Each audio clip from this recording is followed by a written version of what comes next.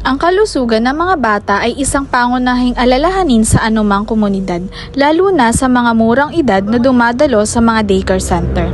Ang mga institusyong ito ay gumaganap ng mahalagang papel sa paghubog hindi lamang sa pag-aaral, kundi pati na rin sa mga pisikal at mental na pag-unlad ng mga bata.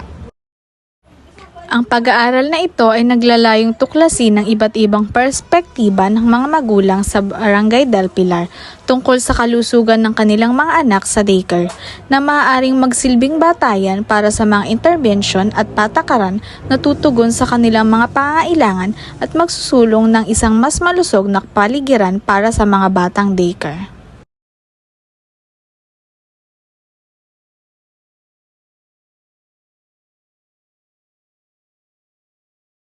Sa inyong pananaw, nakita niyo ba na tumaas ang antas ng nutrisyon ng inyong anak dahil sa programa sa pagpapakain? Opo. Oo. Opo. Oo. Oo. Oo.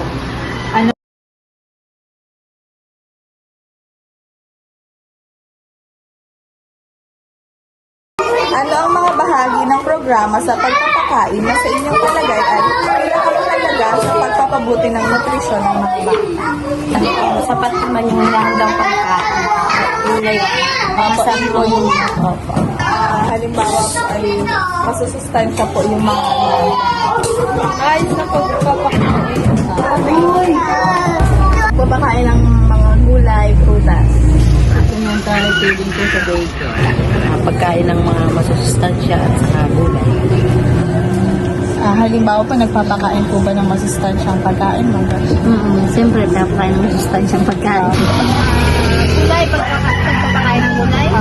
Para sa akin, ang pinakamahalagang bahagi ng programa ng pagpapakain sa mga bata ay ang natututo silang kumain ng mga masustansyang pagkain tulad ng gulay at prutas na malaki ang itutulong sa kanilang kalusugan at sa kanilang mabuting pangangatawan.